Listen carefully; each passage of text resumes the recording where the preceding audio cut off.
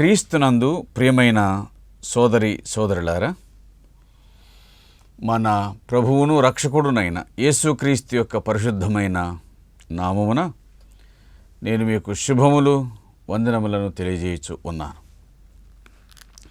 దేవుని వాక్యంలో నుండి మనము యోహాను రాసిన మొదటి పత్రికను ధ్యానం చేసుకుంటూ ఉన్నాం. 5వ అధ్యాయం చివర్లకు వచ్చాం. 18వ వచనం, దేవుని మూలముగా పుట్టి ఉన్న వాడెవడును పాపము చెయ్యడని ఎరుగుదుము. దేవుని మూలముగా పుట్టినవాడు తన్ను భద్రం చేసుకును గనుక దుష్టుడు వానిని ముట్టడు. ఇది కూడా ఒక సమస్యాత్మకమైన వచనమే. ఎందుకంటే వ్రాయబడిన దానికి జరుగుచున్న దానికి సరిగ్గా పొంతన కనిపించటం లేదు. దేవుని మూలముగా పుట్టి ఉన్నవాడు పాపము చెయ్యడని ఎరుగుదుము అనే మాట మనం చూసాం. అంటే విశ్వసించిన వారు, ప్రభువు నందు ఉన్నవారు, భక్తి జీవితంలో కొనసాగుచున్నవారు, విశ్వాసులు మరియు దేవుని సేవకులు, కొందరు తమ జీవితంలో దారి తప్పిన వారిని మన కళ్ళ ముందు చూస్తూ ఉన్నాం. దేవుని మూలంగా పుట్టి ఉన్నవాడెవడు పాపము చెయ్యడని ఎరుగుదుము అనే ఈ మాట అట్టి వారికి వర్తింపజేసి చూడగా ఇది విఫలమైనట్లుగా కనబడుతుంది. లేరా? తప్పిపోయిన వారు లేరా? విశ్వసించి మరలా వెనక్కి పడిపోయిన వారు లేరా? ఉన్నారు. మనం చూస్తూ ఉన్నాం వారిని. ఒకవేళ వారు నిజంగా ప్రభువును విశ్వసించిన వారు కారు అని అనుకుందామంటే అలాగని కొట్టివేయడానికి వీల్లేదు. ఆ మాటకు వస్తే పాత నిబంధనలు దావీదును చూడగా సంఘము సిద్ధాంతంతో పని లేదు, కానీ భక్తి జీవితంతో చూడగా అతని పరిస్థితిని మనం ఎరుగుదుము. వ్యభిచరించుట మాత్రమే కాక హత్య కూడా జరిగించినవాడు కదా. మరి ఈ వచనం ఏ విధంగా మనం పరిస్థితికి వాక్యానికి సమన్వయం చేసుకుంటాం? అక్కడనేమో దేవుని మూలముగా పుట్టి ఉన్నవాడెవడు పాపం చేయడని ఎరుగుదుము, ఇక్కడనేమో కొందరు పాపం చేయుచు ఉన్నారు. మరి పరిష్కారం ఎటు? ఏ విధంగా దీన్ని పరిష్కరించుకోవాలి? కొందరు ఇలాగున అన్నారు. ఈ మాట యొక్క అర్థం ఏంటంటే దేవుని మూలంగా పుట్టినవాడెవడు పాపములో కొనసాగడు అని. పాపంలో కొనసాగకపోతేనేమి, పాపంలో పడితే చాలు కదా. అంటే అది కూడా సబబుగానే కనిపిస్తూ ఉంటుంది. ఆ మాటకు వస్తే పోనీ భక్తి జీవితంలో విశ్వసించిన నాటి నుండి 100% సరిగ్గా క్రమంగా నడుచుకొనుచున్న వారు ఏమైనా కనపడతారా మనకు అంటే అట్లా కూడా కనిపించరు. మన దృష్టిలో ఏవి పాపములో అనగా నరహత్య, వ్యభిచారము పాపముగా కనిపిస్తాయో వాటి జోలికి వారు వెళ్ళకపోరు. కానీ అనేకుల నోట అబద్ధాలు అలవోకగా వింటున్నాం. అనేకుల కంట వారి చూపులు సరిగ్గా కనిపించట్లేదు. అంటే మోహపు చూపులు కనబడుతూ ఉన్నాయి. మరి వీటన్నిటి సంగతి ఏమిటి? దేవుని మూలముగా పుట్టి ఉన్న వాడెవడనూ పాపము చేయడని ఎరుగుదుము. ప్రియులారా, ఒకవేళ ఆ మాటని అంగీకరించాల్సి వస్తుందేమో. అదేంటంటే దేవుని మూలముగా పుట్టినవాడు పాపమునందు నిలువజాలడు. దేవుని మూలముగా పుట్టినవాడు తన్ను భద్రం చేసుకొనును గనుక దుష్టుడు వానిని ముట్టడు. ఈ జాగ్రత్త మనకు అవసరం. ఎక్కడైనా కానీ కొద్దిపాటి లోపం అనేటువంటిది ప్రతి చోట మనం చూడగలుగుతూ ఉన్నాం. భక్తి జీవితంలో కూడా ఇది సాధ్యమే, ఈ లోపము సాధ్యమే. అదేంటంటే మనుషులు భక్తి కలిగిన వారుగా కనిపించుతూ ఉన్నప్పటికీ కూడా వారిలో భక్తిహీనత అనేటువంటిది మనము ప్రస్తుతం చూడగలుగుతున్నటువంటి విషయం. దానికి కారణం ఏమిటంటే, నేను దేవుని మూలముగా పుట్టిన వాడను, నన్ను నేను కాపాడుకోవాలి అనేటువంటి ఈ జాగ్రత్త లేకపోవడమే, ఈ పట్టుదల లేకపోవడమే. నా దేహమును నేను దేవునికి సజీవయాగంగా సమర్పించి ఉన్నాను, అందువలన నా దేహమును నేను అపవాది సంబంధమైన వాటికి ఉపయోగించుకొనను అని ఒక మనిషి తన మట్టుకు తాను తీర్మానం చేసుకొని బ్రతకలేకపోవడమే కారణం. తన్ను తాను భద్రం చేసుకొనలేకపోవడమే దానికి కారణం. అందుచేత మనుషులు భక్తిహీనత వైపు మెరళడానికి వీలు కలుగుతుంది. ఇది నా బాధ్యత, నన్ను నేను కాపాడుకొనవలసిన బాధ్యత, ఇది నాది అని ఎప్పుడు గ్రహించమో అప్పుడు దుష్టుడు మనల్ని ముట్టడానికి లేక పాపంలో పడడానికి వీలుంది అనే విషయాన్ని మర్చిపోకండి. ఇది మన బాధ్యత. విశ్వసించిన వారందరి బాధ్యత ఏమిటంటే తనను తాను కాపాడుకోవటం. దేవా నన్ను కాపాడు తండ్రి అని అడగటం కాదు, అలాగూ ప్రార్థించుట మాత్రమే కాక నిన్ను నువ్వు కాపాడుకొనవలసిన బాధ్యత కూడా ఉంది అని మర్చిపోకూడదు. చూడండి, తెస్సలోనికే మొదటి పత్రిక 4వ అధ్యాయం 4-5 వచనాల్లో, మీలో ప్రతివాడు దేవుని ఎరుగని అన్యజనుల వలె కామాభిలాష ఎందు కాక ఘనత ఎందును పరిశుద్ధత ఎందును తన తన ఘటమును ఎట్లు కాపాడుకొనవలెనో అది ఎరిగి ఉండుటయే దేవుని చిత్తం. ఘనత ఎందును పరిశుద్ధత ఎందును మీ ఘటమును కాపాడుకునే బాధ్యత మీదే. నీ దేహాన్ని కాపాడుకొనవలసిన బాధ్యత నీదే. దేవా నాకు సహాయం చేయ తండ్రి అని ప్రార్థించడం కాదు, బాధ్యత నీదే బాధ్యత అని మర్చిపోవద్దు. తర్వాతి మాటను మనం చూడగా, తిమోతికి పౌలు రాసిన 2వ పత్రిక 2వ అధ్యాయం 20-21 వచనం, 2 వచనాలు చదివితే, గొప్ప ఇంటిలో వెండి పాత్రలు బంగారు పాత్రలు మాత్రమే కాక కర్రవి మంటివి కూడా ఉండును. వాటిలో కొన్ని ఘనతకు కొన్ని ఘనహీనతకును వినియోగపడును. ఎవడైనను వీటిలో చేరక తన్ను తాను పవిత్రపరచుకుని ఎడల, ఎవడైనను వీటిలో చేరక తన్ను తాను పవిత్రపరచుకుని ఎడల అంటే ఆ గొప్ప ఇంటిలో ఏ పాత్రగా ఉండాలన్నటువంటిది నీ ఉద్దేశం కాదు. అందులో అనేక రకాలైన పాత్రలు ఉంటాయి. అసలు నువ్వు ఉండవలసినటువంటి విధానం ఏమిటంటే పరిశుద్ధపరచుకునే పాత్రగా ఉండు, అప్పుడు యజమానుడిని వాడుకుంటాడు. గొప్ప ఇంట్లో వెండి పాత్రలు, బంగారు పాత్రలు, మట్టి పాత్రలు, కర్ర పాత్రలు ఉంటాయి, కానీ అది బంగారు పాత్ర అయినంత మాత్రం చేత అది పరిశుభ్రంగా లేకపోతే యజమానుడు దాన్ని వాడుకోడు కదా. ఇక్కడ కర్ర పాత్ర అయినంత మాత్రం చేత అది బాగుంటే యజమానుడు వాడుకుంటాడు కదా.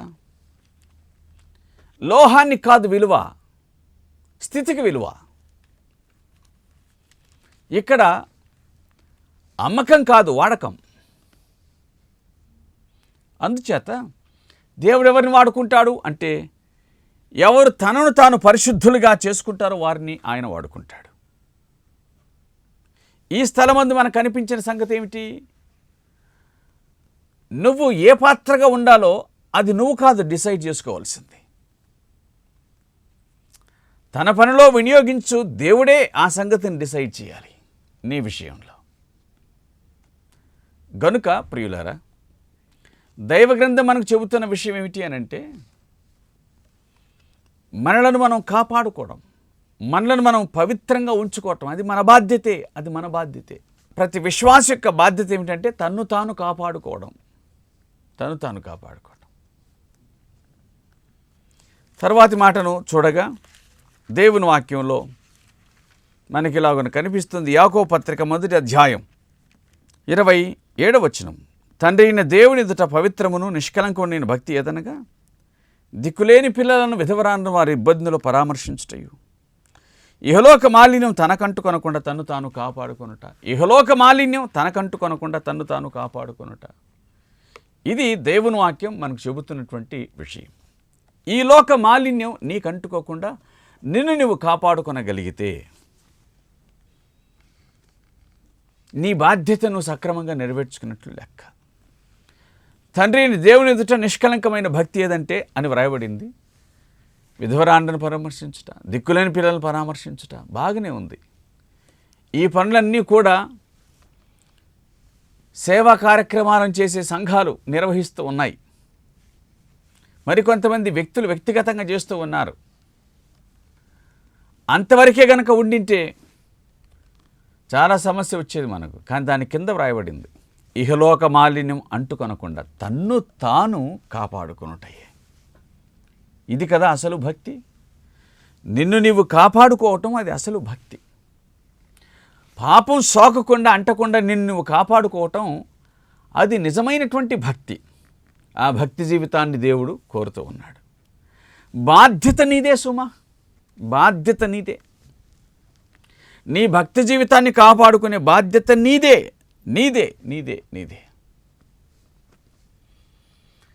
నీ బట్టల్ని కాపాడుకుంటున్నావు, నీ బంగారాన్ని కాపాడుకుంటున్నావు, నీ భూమిని కాపాడుకుంటున్నావు, నీ వస్తువులను కాపాడుకుంటున్నావు. భౌతికమైన విషయాలన్నింటినీ కాపాడుకునే బాధ్యత నీకు బాగానే ఉంది. నీ భక్తిని కాపాడుకోవలసిన బాధ్యత నీదే కదా. నీ జీవితాన్ని కాపాడుకోవలసిన బాధ్యత నీదే కదా. తాత్కాలికమైన వాటిని, అశాశ్వతమైన వాటిని కాపాడుకుంటున్నావు, కానీ శ్రేష్టమైన వాటిని కాపాడుకోవలసిన బాధ్యత నీదే కదా. నిత్యమైన వాటిని కాపాడుకోవలసిన బాధ్యత ఉంది కదా. ఉంది, మరవకండి, ఉంది. దేవుని గ్రంథం వివరంగాను విపులంగాను ఆ మాట మనకు చెబుతూ ఉంది. అది మనదే బాధ్యత. కనుక దేవుని మూలముగా పుట్టి ఉన్నవాడు పాపం చేయడని ఎరుగుదము. కానీ తన్ను తాను కాపాడుకోలేని వాడిని దుష్టుడు ముడతాడు. అతడు సరిచేసుకుంటే దేవునితో సంబంధాన్ని కలిగి ఉంటాడు. తన జీవితం మీద మచ్చపడేది వాస్తవమే, కానీ అతడు మరలా తిరిగి పునరుద్ధరించబడతాడు. భక్తి జీవితాన్ని కొనసాగించడానికి వీలు కలుగుతూ ఉంది. ప్రియులారా, 19వ వచనం చదువుతాను. మనము దేవుని సంబంధులమనియు తను తాను కాపాడుకునేవాడు, దుష్టుడు ముట్టకుండా జాగ్రత్త పడేవాడు. దేవుని సంబంధులమనియు లోకమంతయు దుష్టుని యందు ఉన్నదని ఎరుగుదు. ఇది వాస్తవమే కదా. లోకము దుష్టుని యందు ఉన్నది.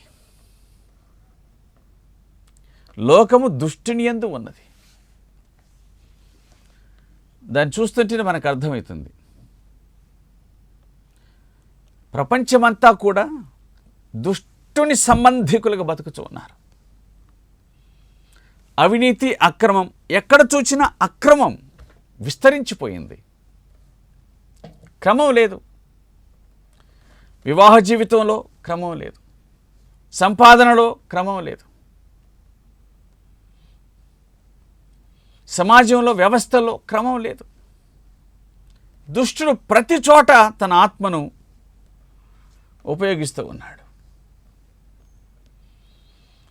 ధర్మ విరోధమైనటువంటి ఆత్మ ఇప్పటికే పనిచేస్తుంది. లోకమంతయు దుష్టుని యందు ఉన్నదని మనము ఎరుగుదుము. లోకం దుష్టుని యందు ఉంది. అందుకే ఆ దుష్టత్వం యొక్క వికారాలు మన కళ్ళ ముందు చాలా కనబడుతూ ఉన్నాయి. మనం జాగ్రత్తగా ఉండాల్సిందే. ఏ తరానికి తగినట్లుగా ఆ తరాన్ని అపవాది తీర్చిదిద్దుతూ ఉన్నాడు. పాపాన్ని సాధ్యమైనంత మేర అందుబాటులోకి తీసుకొని రావడానికి ప్రయత్నిస్తూ ఉన్నాడు అపవాది. మనము సత్యవంతుడైన వాణ్ణి ఎరగవలనని దేవుని కుమారుడు వచ్చి మనకు వివేచనమును అనుగ్రహించి ఉన్నాడని ఎరుగుదము.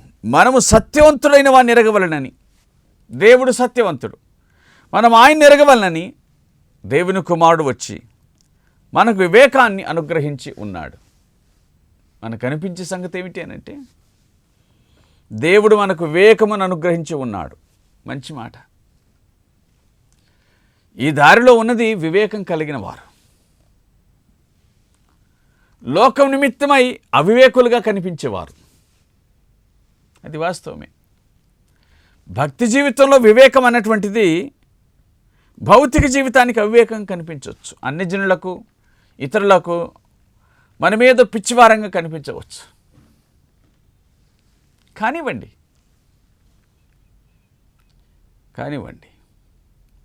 ఎందుకంటే మనం దేవుని నిమిత్తమై వెరివారమైతిమా, అంతకంటే మించింది లేదు కదా. అలాగే ఉందాం. మనం సత్యవంతుడే వాడిని ఎరగవలనని దేవుడు కుమారుడు వచ్చి మనకు వివేకం అనుగ్రహించి ఉన్నాడని ఎరుగుదుము. మనము దేవుని కుమారుడిని యేసు క్రీస్తునందున్న వారమై సత్యవంతుని యందు ఉన్నాం. ప్రభు ద్వారా తండ్రి మన యందు ఉన్నాడు. మనం సత్యవంతుని యందు ఉన్నాము. ఆయన మనకు వివేకాన్ని అనుగ్రహించి ఉన్నాడు.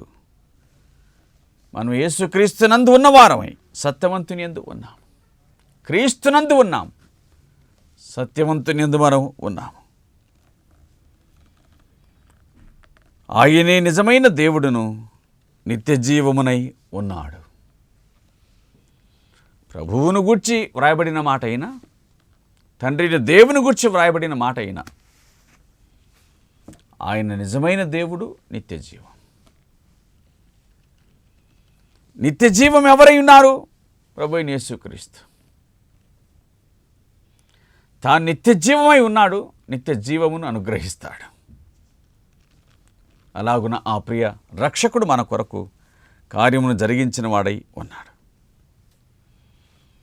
చిన్నపిల్లలారా, విగ్రహముల జోలికి పోకుండా జాగ్రత్తగా ఉండండి. విగ్రహముల జోలికి వెళ్ళవద్దు, జాగ్రత్తగా ఉండండి. మన జీవితంలో ప్రభువు కంటే మించి దేన్ని ప్రేమించినా అది మన జీవితంలో ఒక విగ్రహమే అని అనుకోవాలి. వాటి కోసం ప్రభువును సహా విడిచిపెట్టేవారు కొందరు ఉన్నారు. విడిచిపెట్టేవారంటే వేషధారణతో బ్రతికేవారు. నెరవేర్చుకుంటున్నదేమో తమ ఆశలు, చెప్పుచున్నదేమో ఇది దేవుని చిత్తం అని. గనుక మనం జాగ్రత్త పడవలసిన అవసరం ఉంది అనే సంగతిని గ్రహించుకుందాం. చిన్నపిల్లారా, విగ్రహముల జోలికి పోకుండా జాగ్రత్తగా ఉండండి. ఈ యోహాను వ్రాసిన మొదటి పత్రిక 5 అధ్యాయాలు ఉండగా వీటన్నిటిని కూడా మనం ధ్యానం చేసుకుంటూ వచ్చాం. యేసుక్రీస్తు యొక్క దేవత్వమును గూర్చి, ఆయన మానుషత్వమును గూర్చి యోహాను సువార్తికుడు ఈ పత్రికలో ఆయన స్పృశించాడు, లేక చర్చించాడు, రాశాడు. సంగతిని అర్థమయ్యేటట్లుగా ఆయన తెలియజేశాడు. మొదటి అధ్యాయం అది. 2వ అధ్యాయం మనం ఎలాగూ నడుచుకునవలనో ఆ సంగతిని ఆయన చెప్పాడు. ఎవరికి అని అనగా చిన్నపిల్లలు అని చాలాసార్లు ప్రశ్నించాడు. వారు భక్తి జీవితంలో చిన్నపిల్లలు కావచ్చు. ఆ తర్వాత ఆయన యవనస్తులారా మీరు బలవంతులు అన్నారు, మీరు దుష్టిని జయించి ఉన్నారన్నాడు. యవనస్తుడు దుష్టిని జయించినటువంటి వాడు. క్రైస్తవ యవనుడు దుష్టుని జయించాలి, జయించిన వాడుగా కనిపించాలి. ఎందుకలాగు అంటే లోకములో ఉన్న ప్రతి యవనస్తుడు ఓడిపోయినవాడు, పాపమును బ్రతికేవాడు, ఓడిపోయినవాడు, అపవాది చేతిలో పడిపోయినటువంటి వాడు, భక్తి జీవితంలో ఓడిపోయినటువంటి వాడు. అపవాది చేతిలో పడితే ఉందండి మరణం. మరణం కాదనుకుంటారా? పందులు తిను పొట్టు, ఇంకంతకంటే మించి ఉండదు. గనుక చిన్నపిల్లలారా, యవనస్తులారా అని సంబోధిస్తూ రాస్తున్నాడంటే యవనస్తులకు తగిన జాగ్రత్తలు ఆయన చెబుతున్నాడు. 3వ అధ్యాయాన్ని మనం చూడగా మనము దేవుని పిల్లలం అని పిలువబడినట్లు తండ్రి మనకెంత గొప్ప స్వాస్థ్యం అనుగ్రహించాడో చూడండి. మనం దేవుని పిల్లలమే అంటూ దేవుని పిల్లలుగా జరిగించవలసిన కార్యములను గురించి ఆయన మాట్లాడాడు. 4వ అధ్యాయమునకు వస్తే మరి విశేషించి ప్రభువైన యేసుక్రీస్తు మనలను ప్రేమించి మన కోసం తానే ప్రాణం పెట్టాడు. దేవుడు ప్రేమస్వరూపి అనేటువంటి ఆ టాపిక్ మీద 4వ అధ్యాయం నడిచినట్టుగా చూడగలుగుతున్నాం. 5వ అధ్యాయమునందు దేవుని దాసుడైన యోహాను మరలా తిరిగి యేసుక్రీస్తు ప్రభువు యొక్క మానుషత్వమును గూర్చి, ఆయన 100% మనిషే అనే సంగతిని గూర్చి ప్రస్తావించాడు, దాన్ని స్పష్టం చేశాడు. అలాగున యేసుక్రీస్తు ప్రభువు యొక్క దేవత్వమును గూర్చి, ఆయన కుమారత్వమును గూర్చి, అలాగే చిన్నపిల్లలారంటూ సంబోధించిన మాటను, యవనస్తులారా అంటూ సంబోధించిన మాటలను మనం వినగలిగినాం. వీటన్నిటిని మనసును ఉంచుకుందాం. మరి మరింత ఎక్కువగా ఎవరి మట్టుకు వారం దేవుని వాక్యాన్ని చదువుదాం, ధ్యానం చేసుకుందాం. మరికొన్ని సంగతులను మనం గ్రహించడానికి వీలు కలుగుతూ ఉంది. ప్రియులారా, దేవుని కుమారుడు పాపములను తీసివేయడానికి ప్రత్యక్షమైనటువంటి వాడు, నా పాపములను తీసివేయటానికని వచ్చినాడు. ఇంకా యేసుక్రీస్తు విశ్వాసం ఉంచకపోతే, పాపక్షమాపణ పొందకపోతే ప్రభువునకు జీవితాన్ని అప్పగించి ఆయనకి ఇష్టలుగా ప్రియులుగా జీవించాలని దేవుని పేరట మనవి చేస్తూ ఉన్నాను. ప్రభు అట్టి కృపను భాగ్యమును మనకు అనుగ్రహించి దర్శించునుగాక. ఆమేన్. ప్రార్థన చేద్దాం. సర్వకృపానిధియు మిక్కిలి కనికరమును అత్యంత దయ జాలి కలిగిన తండ్రి, మీకు స్తోత్రములు, కృతజ్ఞతాస్తుతులను మేము చెల్లించుకొనొచ్చు ఉన్నాం. మా ప్రియ తండ్రి, మా దృష్టికి తీసుకుని వచ్చిన లేఖన భాగముల కొరకు మీకు స్తోత్రాలు. మా ప్రభువా, మరి మేము మమ్మను భద్రం చేసుకోవాలి అని మీరు వాయించిన మాటల కొరకు మీకు స్తోత్రాలు. మమ్మల్ని మేమే భద్రం చేసుకోవచ్చు. మీ దృష్టిలో మేము ఇష్టలుగా కొనసాగాలనే సంగతిని మా దృష్టికి తీసుకుని వచ్చినందుకు మీకు స్తోత్రాలు. మీ వాక్యమును వినుచున్న వారిని దర్శించండి. ఆయన మీ క్షేమమును వారికి కలిగించమని మేము ప్రార్థన చేయుచున్నాం. మీ కనికర సంపన్న చొప్పున మీ బిడ్డలతో మీరు వ్యవహరించండి. ఎవరి అక్కర్లున్న అవసరతలను తీర్చండి, ఆదరించండి, బలపరచండి. మహిమ ఘనత ప్రభావాలు మీరు పొందమని అడుగుచు ఈ పత్రికను ప్రారంభించింది మొదలుకొని ఇప్పటిదాకా మీ సహాయాన్ని మాకు ఇచ్చారు. ముగింపు దాకా తీసుకొని వచ్చారు. ఏమి చెల్లించినా మీ రుణం తీరదని గ్రహించి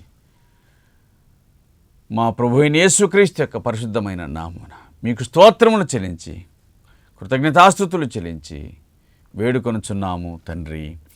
ఆమెన్.